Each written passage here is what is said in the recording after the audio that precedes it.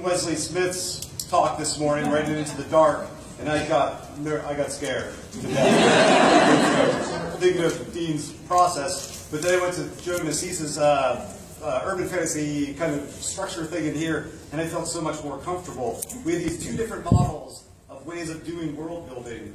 I think that it could be fun as we think about fantasy to start talking about how do you go about world building when you initiate a new series.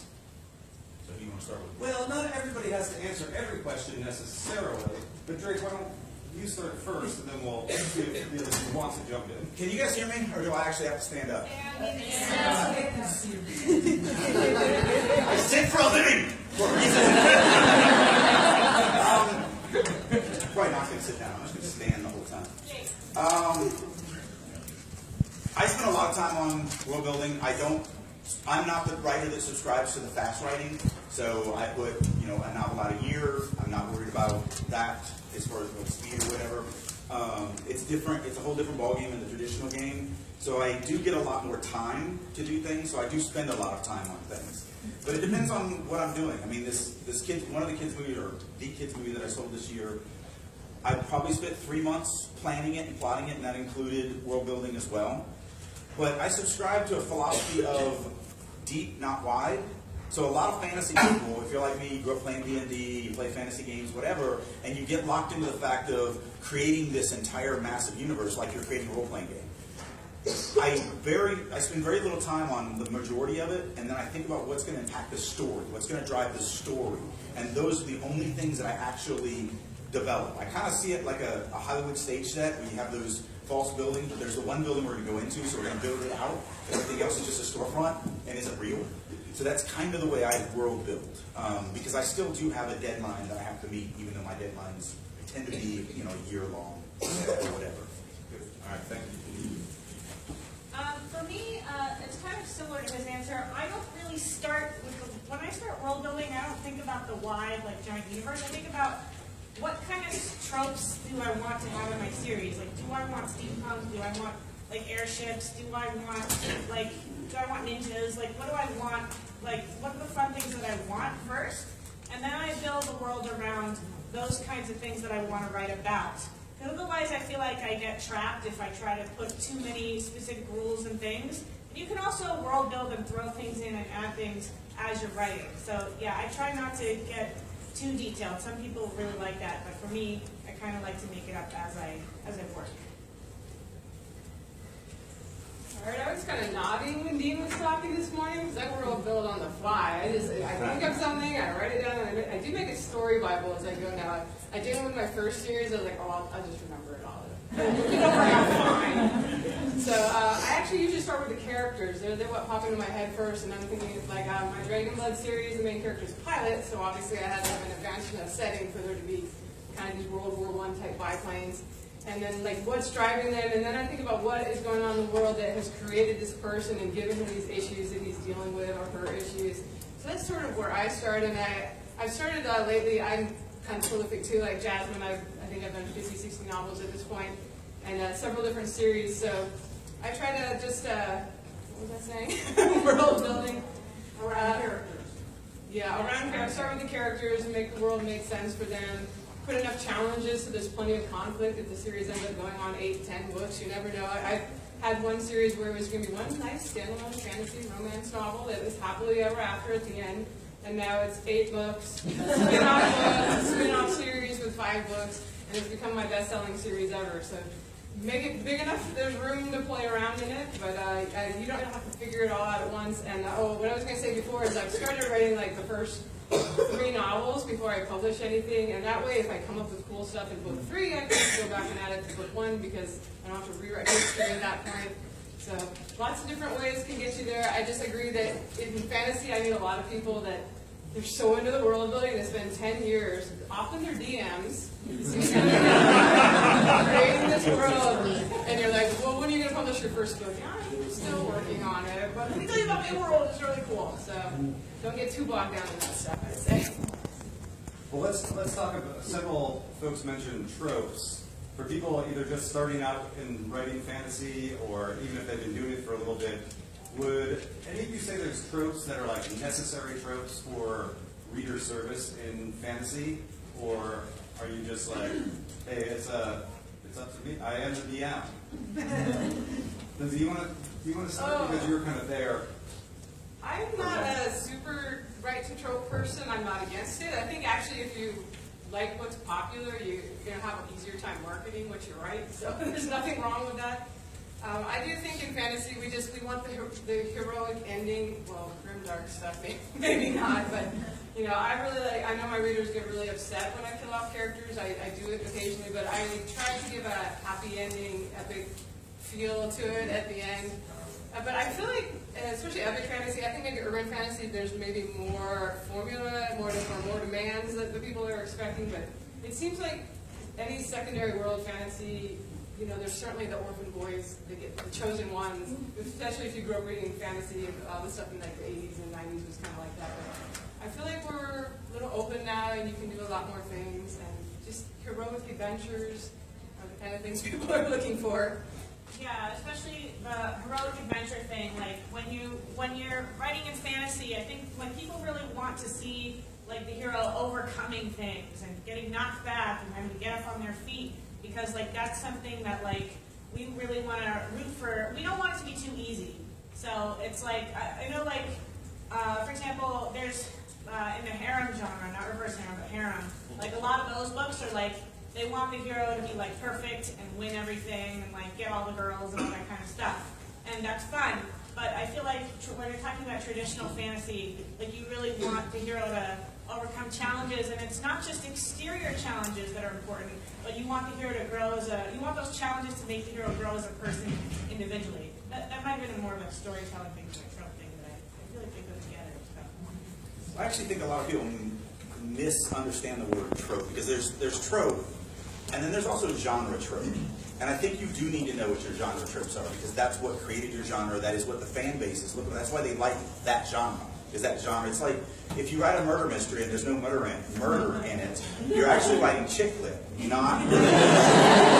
So you know you have to read. It's about reading whatever you're writing, and you need to read, and you need to read a lot of, because you need to understand what readers are expecting. I actually bowed out of a panel at Gen Con this year because they wanted me to sit on a panel on ways to make post-apocalyptic stories different from the tropes. I'm like, so you want to talk about writing a different genre other than post-apocalyptic? Because like post-apocalyptic, people that like reading that like reading about Earth after it's destroyed. That's kind of the genre trope that created the genre. If you change that, you're not changing it, you're just writing it a different genre. So you have to know your genre tropes, and I think tropes gets this bad, you know, kind of negative outlook. And when you understand that there's genre tropes, and then there's tropes which are like cliches or crappy characters that have been done a billion times, like putting Batman in your book. You can't do that. He's been done.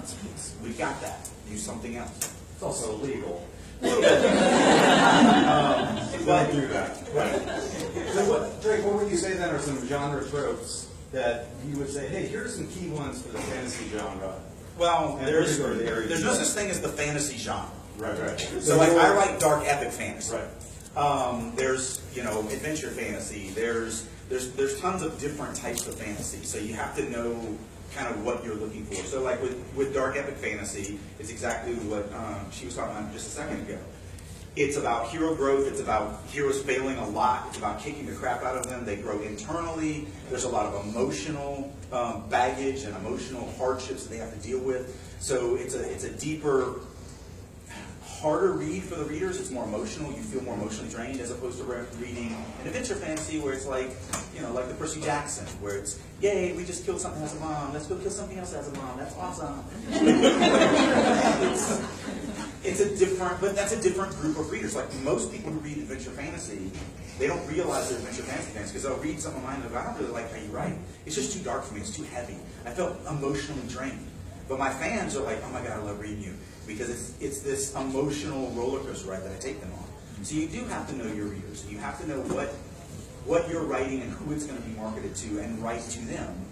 And again, if you are trying to write to murder mystery people and you don't write murder, you're going to piss off all of that group. You might find a different group that are like, oh, we love chick lit, and that's what you write. And you're like, no, it's murder mystery, but there's no murder in it. So you do need to know what your genre tropes are.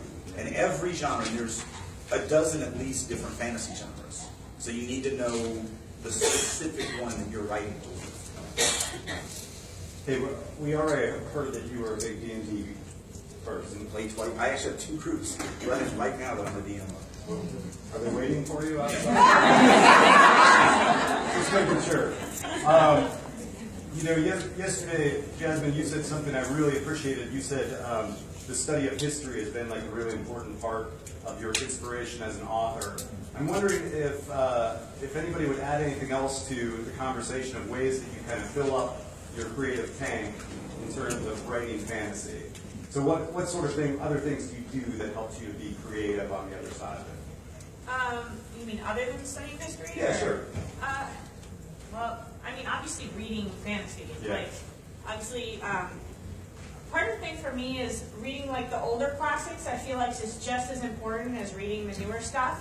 Because a lot of the newer stuff is based on some of the older stuff. And if you're trying to do something different necessarily, or trying not to do the same things that everybody else is doing now, it can actually help to like go like take a bestseller list and go find something that was really hot 20 years ago and read that thing and figure out what they were doing so well in that thing, because chances are those readers are still around. And I might be a little older now, but to be honest, most of my readers are like 40 plus anyway. So those are the people you want.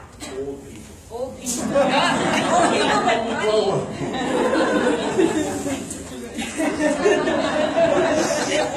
Lindsay? Luckily, I'm not an old people.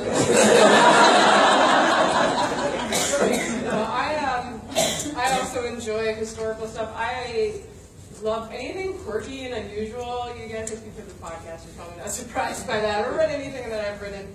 And so I love listening to podcasts. I'm listening to a whole bunch of science stuff right now because I'm going to jump into sci-fi this next year. But I just mentioned this on the podcast, so I hope I'm not repeating for anybody or too many people. But I stumbled across a documentary on Canada's maple syrup heist. And I thought that was the neatest thing. Who steals maple syrup? That's awesome. So I had to incorporate that into a sci-fi story. And so I'm super inspired just by like listening to. I love podcasts. Sometimes I read nonfiction. It depends on the author. Sometimes it's really dry. Some authors are great at making it interesting. But it seems like podcasts, they get to the point a little more quicker. So I just love learning new things, and you never know what's going to inspire you. And I tend to actually draw more from nonfiction and stories, real life stories, than from other people's books. Just because, I don't know, that's what really inspires me. Just I love listening to stuff, and then as soon as I hear it, I'm always thinking, how can I work this into a story? I can make this fantasy or sci-fi, so that's what I love. That actually reminded me, like with the nonfiction stuff, probably most of you, there's a page called Humans of New York on Facebook, and they have all, and now it's not Humans of New York anymore, it's like Humans of Nigeria, Pakistan, all these places, and they actually have these individual accounts. And I find that they're actually really helpful because you're seeing different perspectives. You're seeing people who've gone through genocide. You're seeing people who have like lived in tiny mountain villages thinking that there's no such thing as electricity. And then they grow up and they find out that 10 miles away there are people eating in rest. Like there's all these different perspectives that I find are really helpful that me living in America I don't really get.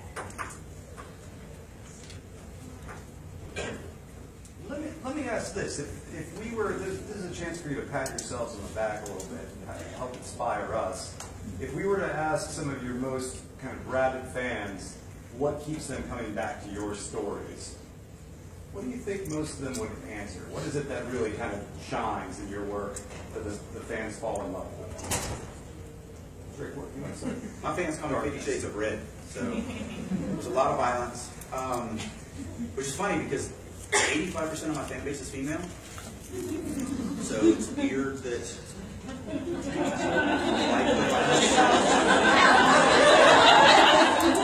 so I write a lot of tragedy. I've always been attracted to tragedies.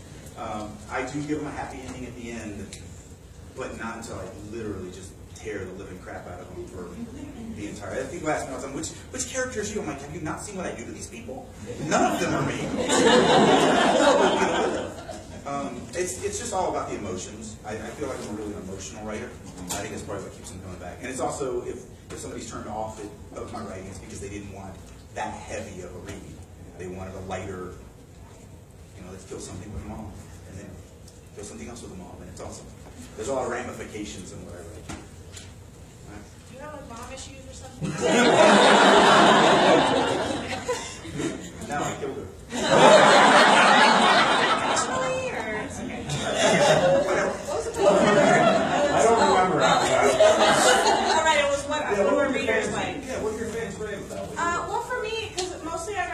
characters, like my main characters are female, so obviously my readers skew mostly female and they like the whole strong female character thing. But specifically, like, I try, especially in my latest series, like, a lot of urban fantasy and fantasy of strong women is like kick butt stuff, and I do that in my books, but I feel like what's missing in a lot of female-oriented fantasy is women being women.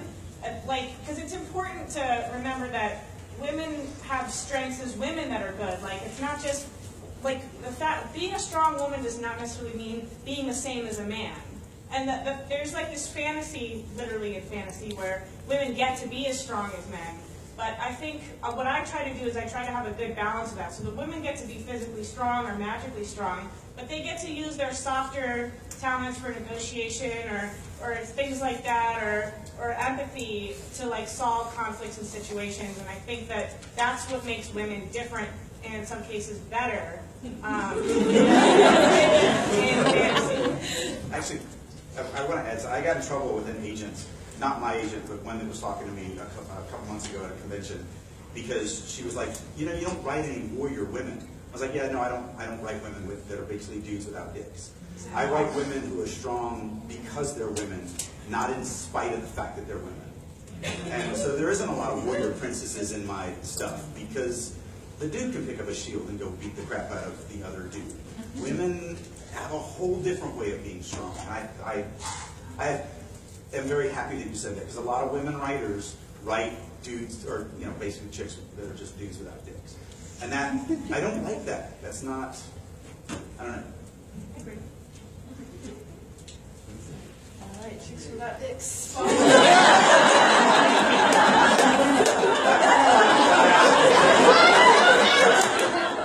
So it's a really good thing we said yes to recording this.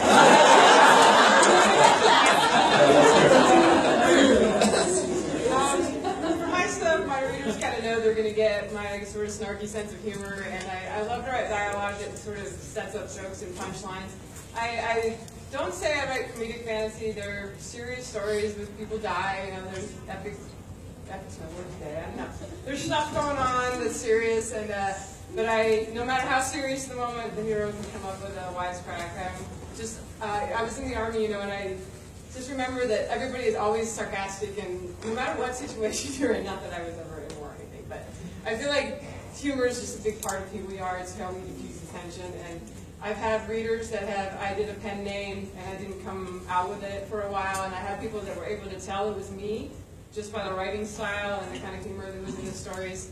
And it's not everybody's going to like your humor if you put humor in there, but you kind of, when the people find you, they're the kind of fans that stick with you, and they'll read if you go to other genres and try different things. So it's nice to have that reliable fan base that's not going to abandon you if you try a different series in a different genre. That you're just going to give it a try because they know what to expect. Lindsay, I'm going to follow up here. Stay up, yeah. I want to switch to, I'm going to ask probably 2 marketing type questions, and then I'll open it up for the audience to ask questions. I have friends that don't write science fiction or fantasy that love your podcast and put all of these marketing tips into play. What I'm wondering is, do you think that there's something that is distinctly kind of angled towards fantasy that works best in terms of marketing? Like, is there really like a fantasy marketing move? You know what I mean? That's coming out. I feel like we were kind of the early ones that were like writing in series. Like, why would you write a series that's less than 8 books? And I feel like now the thriller and mystery authors are realizing, well, series sell, maybe I should do that. So we've kind of led the way in that way. Maybe we've brought some other genres into realizing that marketing is just a lot easier if you can spend more money on book 1 if you've got 7 more books in the same series that they're going to go on and buy. But you're right. Most genre readers can listen to us. Sometimes our guests might get a little on the geeky specific side to their genre, and that's fine. That's why we have them on the show. But yeah, we get a lot of mystery thriller authors, and I'm not sure if there's anything that only fantasy authors can do. I feel like you can get away with 800-page epic fantasy a lot more easily than you can get away with an 800-page contemporary romance. So if you're in KU and doing epic fantasy right now, this is your time. What do you think when you say that there's like a marketing channel that seems definitely especially helpful for fantasy, or does it feel like all the channels are helpful for all different genres? I mean, I don't usually deal with marketing or any of that stuff. I show up, I shake hands and kiss babies. But I do say I do a lot of conventions. I mean, at one point I was doing 28 to 30 conventions a year. And so the fantasy fans like to meet the authors. I think more than any other fan base that exists out there.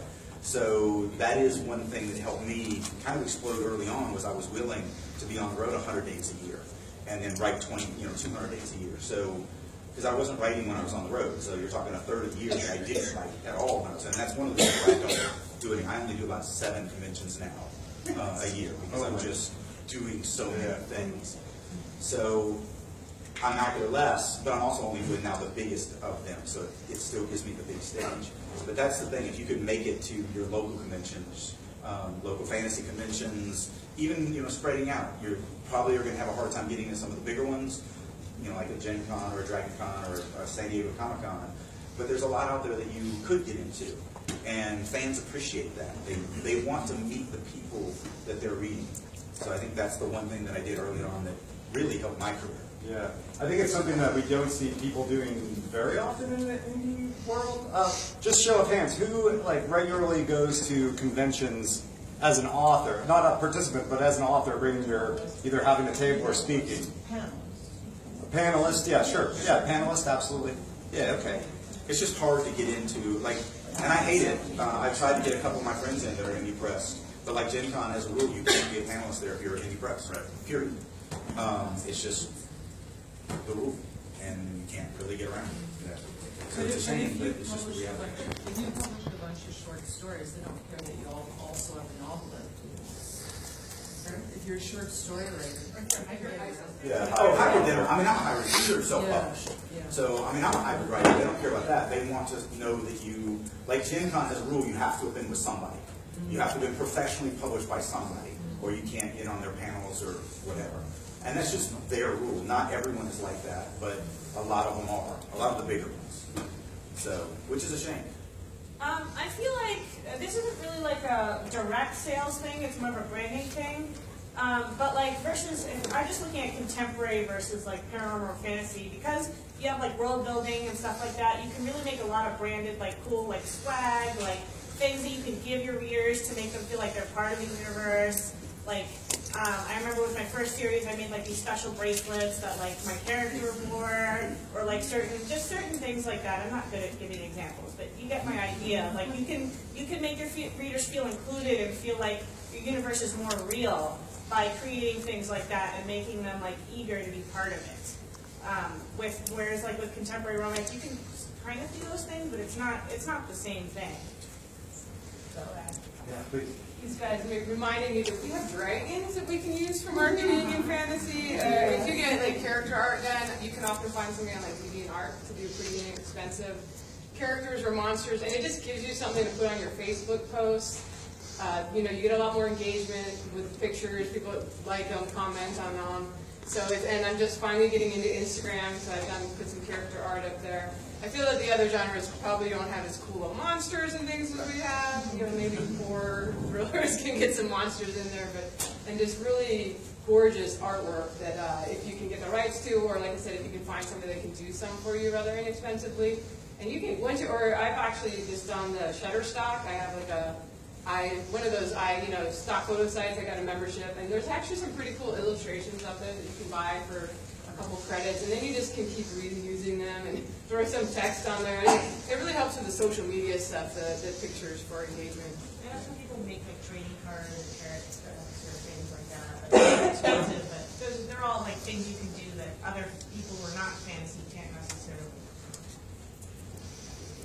Well, let's do this. Let's transition into questions from you all. We have about 17 minutes. The only thing I would request is make sure that you're speaking loudly enough, hopefully that everybody can hear. And also don't take advantage of giving us an 8-minute statement with a pseudo question mark on the end.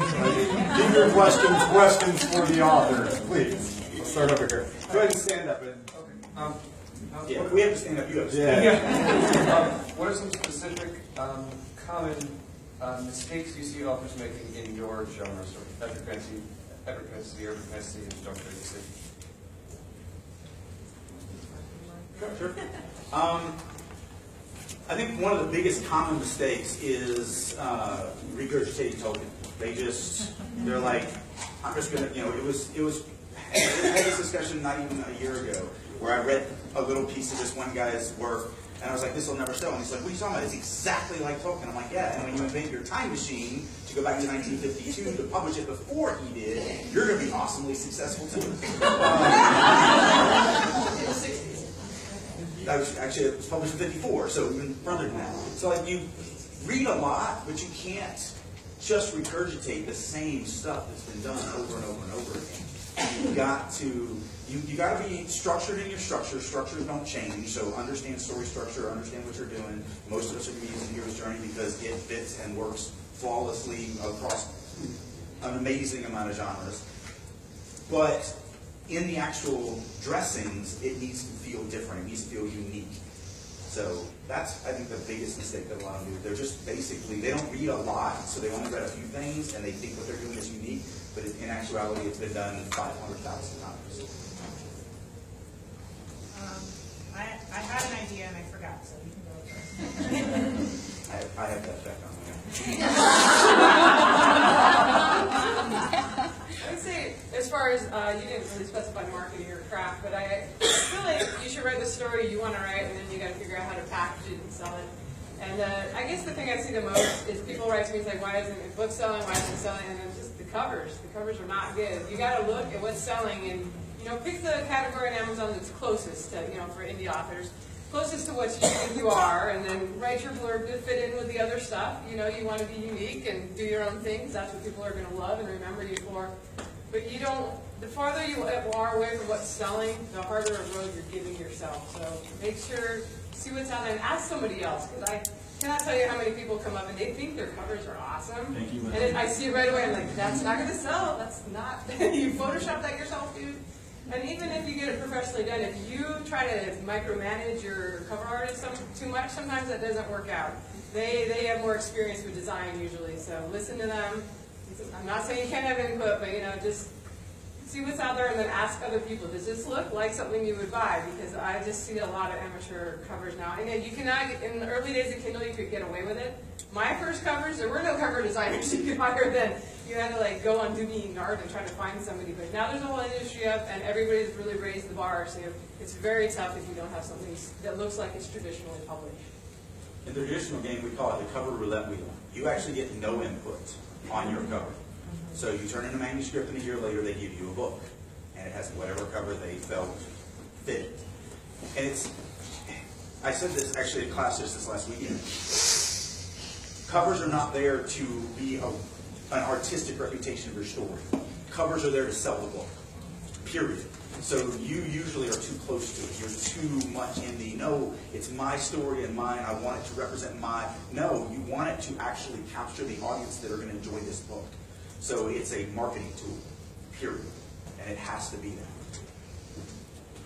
For me, it's kind of like with fantasy, we get really caught up in all the monsters and all the challenges and all the quests and all the cool things we can do. But I feel like regardless of genre, books are always about the feels. So you have to learn to balance that. I see a lot of stuff where everyone's going on adventures and doing cool things, but it actually gets exhausting. It can be really exhausting to just read about all the action and not really have a chance to connect with the characters, because if you don't connect with the characters, you don't really care whether or not they survive slaying that dragon. So I really think that it's important to focus on building that character and building his problems and really making him empathetic, not empathetic, making it easy for him to relate to also.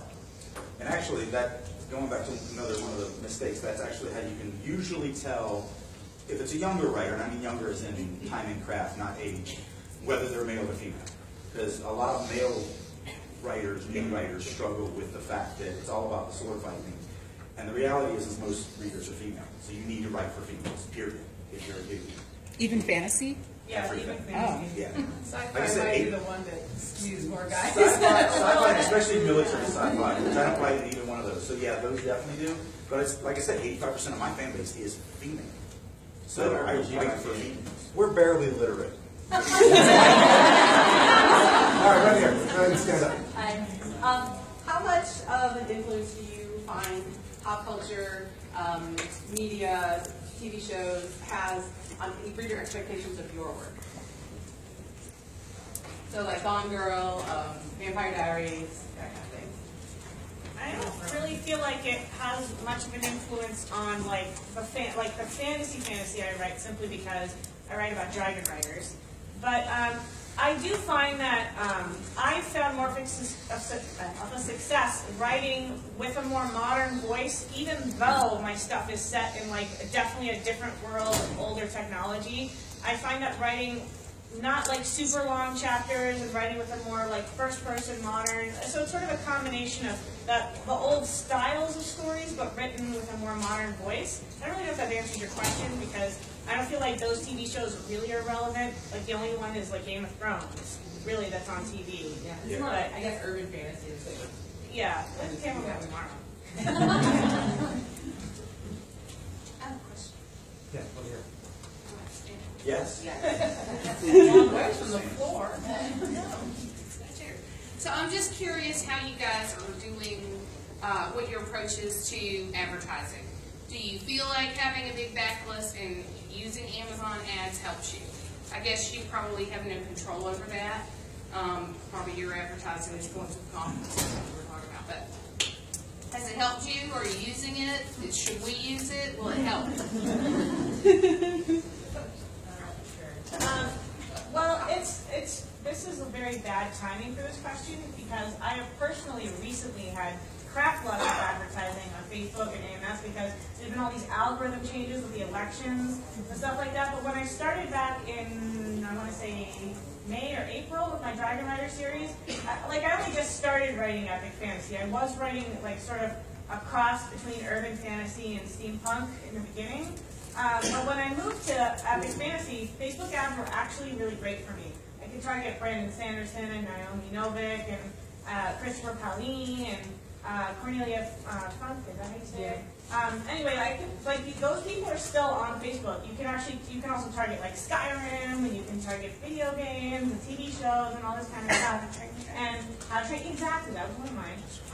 And on AMS, obviously, any of the people who are writing fantasy can target those. And I found that really helpful in the beginning, because as some people know who may have been following me, when I first published my epic fantasy, I published it under Jasmine, Walt.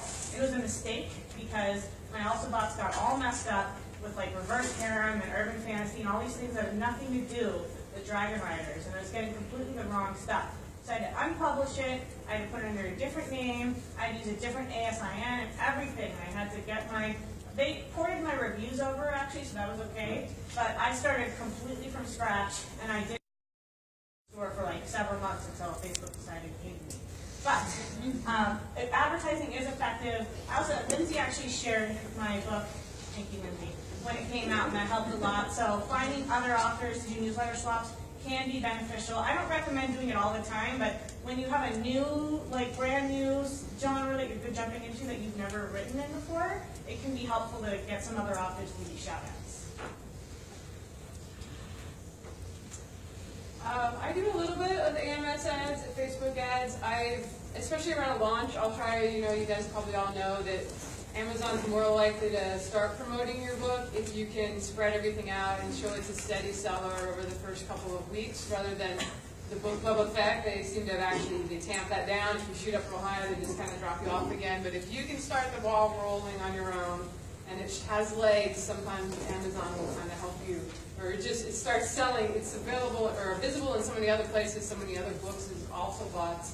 So I will try to do some of the ads in the beginning for those first 2 weeks. And then at that point, if it's not taking off, I'm just like, okay, enough of the ads, I'm not going to waste any more money on this. But that's sort of like, this year it's AMS ads, last year, a couple years of Facebook ads, book club, the CBM, PPC ads, or another thing. You have to really kind of pay attention, and if you have to want to invest time in learning how to do it. And even though I tinker and we get the guests on the show, and I try to get all excited, Prime Week, I'm going to do Amazon ads this month, I still find that the most powerful thing for me is to, wait until you have a few books in the series, make one 99 cents for free. It doesn't have to be permanently free for you 5 days if you're doing the KU thing. Try to get as many people as you can to download the free book, and if it's an enjoyable story and leads them into the second book, that's really been kind of how I built my career and built my fan base, is just by trying to get as many people to read my first free book as possible. And I still find that the sponsorship sites are useful, Free Booksy, and of course you can get the book club, that's wonderful. But I really focus on that, and you can use Facebook and Amazon ads, but it does get expensive. You're paying a lot for that free download. So you kind of have to do the math and figure out, are enough people going on to buy the rest of the books in the series at $5 a piece or whatever, that you're making money. And it, it's very time consuming, I find it. And then, so it's personal choice. I've certainly come across people who weren't selling at all, and Amazon ads was the thing that changed everything for them. So I think especially if you're not having any sales, it can help you get to 5 or 10 a day.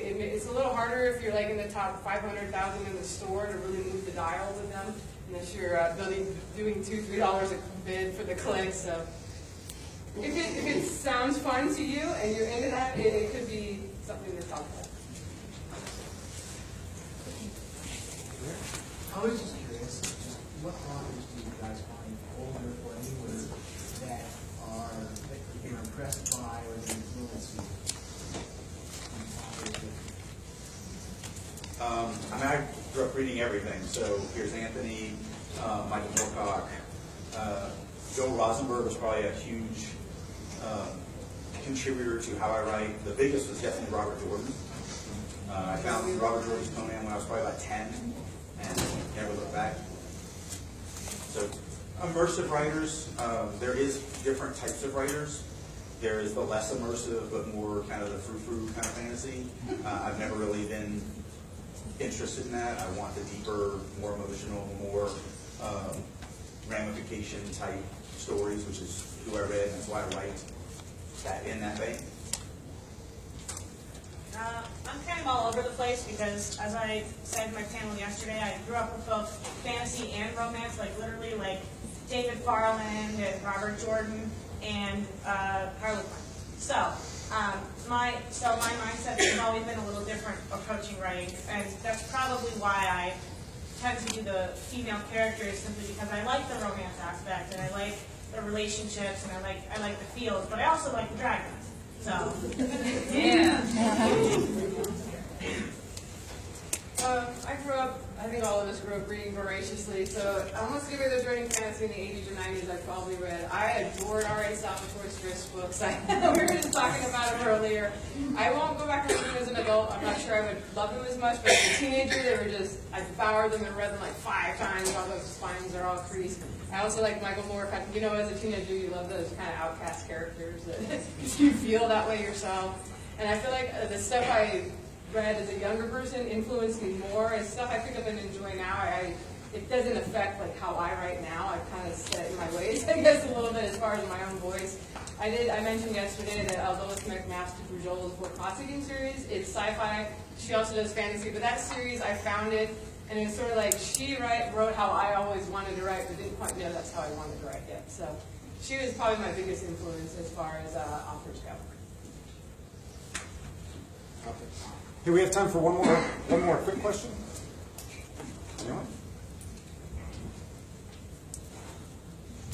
All right, well, let's take a second. Oh, we do have one. Go ahead, Miss Fairley. So I had a great comments. I think we all have, and I would like to hear what your biggest aha moments, takeaways from the past year.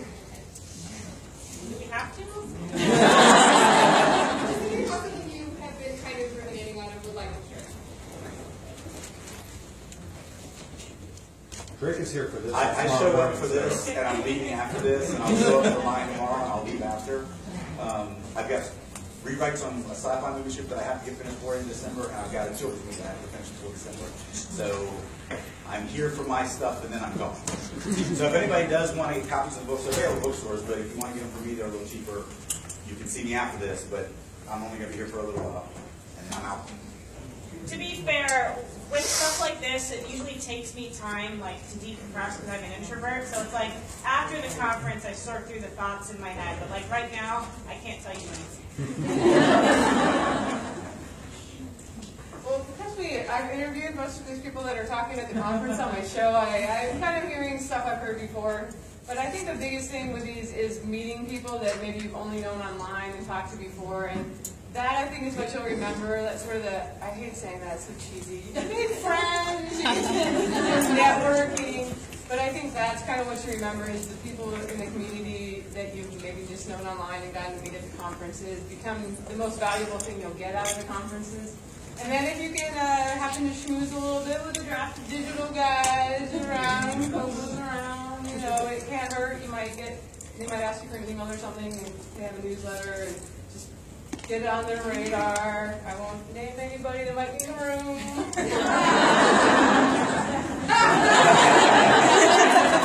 Hey, let's take a second and thank our authors for the